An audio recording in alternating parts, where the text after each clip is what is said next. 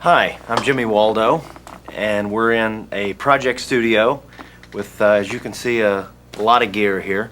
What I'm going to do is explain what Midi is. Most project studios, or just about all project studios nowadays, have huge Midi setups, and that seems to be the heart of a home studio. Simply because you can't always have a whole band recording in your living room, and you can't always have a live drummer come in, so we got to do those kind of things with drum machines and synthesizers and samplers and things like that. MIDI stands for Musical Instrument Digital Interface, and that's a mouthful, so don't even attempt to say that. What that actually means is all the manufacturers have gotten together and decided on a standard by which all these instruments will talk to each other. So that if you buy one manufacturer's gear, it will communicate with another manufacturer's gear, so you're not left out in the cold. This is a MIDI sequencer. Basically, a computerized sequencer like this is used for storing note information. It doesn't store sound, just note information. It triggers the instruments and tells them what to do. So you program in the part and it tells the instruments what to play. I'll just show you a little bit about a computer sequencer so you just get a rough idea of how they work. I'll put a little piece of music in here. In any MIDI sequencer you have tracks, just like you would on a multi-track tape recorder, and MIDI channel assignments. So these are your tracks, these are your MIDI channels. Over here you can see I have MIDI channel 2, which is my drums. So I have several tracks of drums, so I have several tracks assigned to MIDI channel 2. This is my bass part. I only have one track of bass, so I only have one track with MIDI channel 1 on it. I have an organ part here, which is on track 7, which is on MIDI channel 4, so on. So I'll play a little of this just so you get the idea.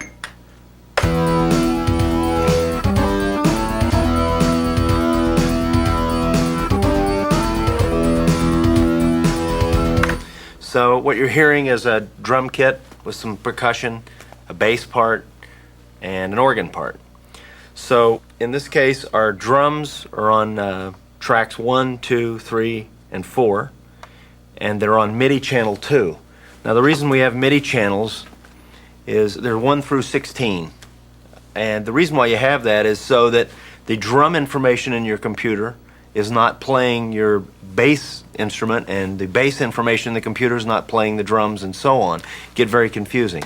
I'm going to try to clarify the MIDI mystery just a little bit, and the way I'm going to do that is to sort of explain the stream of MIDI information, the way it flows and where it goes and what it does. So we'll start with the master keyboard. Computer sequencers are generally controlled by one main master keyboard in a studio. The master keyboard sends information to the computer. The computer then records the information. Then the information sends out on whatever MIDI channels you have set to your different modules. All these instruments are connected together by what's known as a MIDI cable, which makes sense since we're talking about MIDI instruments. MIDI cable comes out of the back of your master keyboard, out of the output, goes to the computer, out of the computer through what's known as a MIDI through box, which is just a junction box for MIDI cables, then goes to the rest of your MIDI gear, so you can control everything from the master and the computer, and it all talks to each other. Now we're going to go record a little piece of information in the computers so you get an idea about how that works.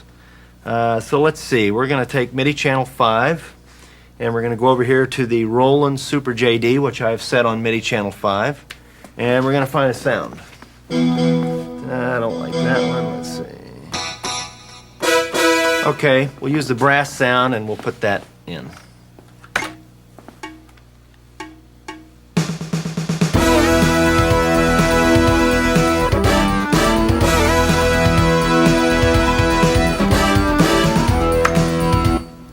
Okay, so we're going to check that.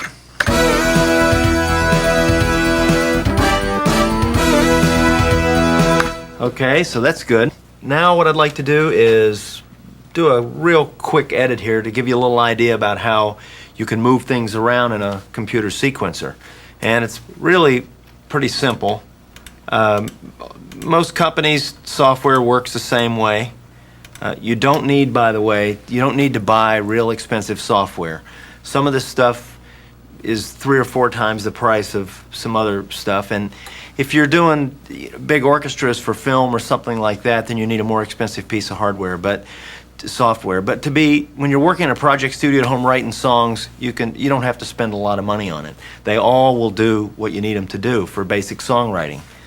Okay, I'm going to show you how to do a real simple edit on here and show you how simple it is to do edits in computer sequencers. Just highlight your tracks. What I'm going to do is take the first section of the song and we're going to copy it down and stick it against the second section of the song so they'll play back to back. You set a place in the song for it to start, and this is what we're going to get.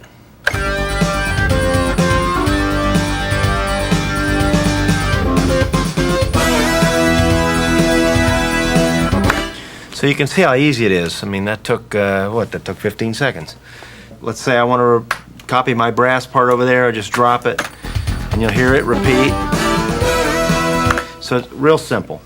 And it all works the same way. Like I said, all these companies, all the software basically works the same way. Again, read your manuals.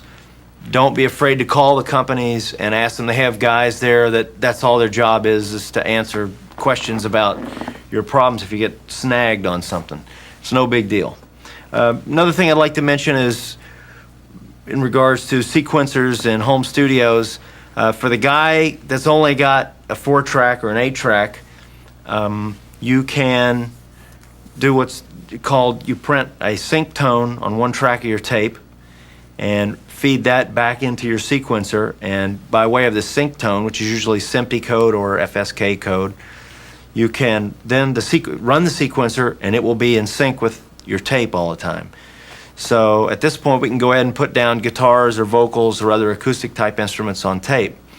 And by doing that, what you end up with is something that sounds like a 24 or 48 track recording, because essentially what you have is however many pieces of MIDI gear you have, that's how many things that are going to be playing simultaneously. So you get a much bigger sound without having to invest in 24 track tape machines or whatever. So that to me is the big bonus about having MIDI gear and sequencers in a smaller home project studio. Very handy. When the projects I've done with Eddie and with other people where I'm working on people's records, we'll do the same thing in a major studio. We may be working on 24 or 48 track.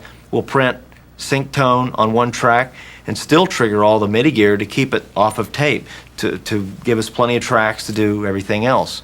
So that's a real standard thing you do. And again, the hardware to do that is very cheap. It's cheap, inexpensive, easy to use, and there's no magic to that. So that's something I think is very valuable.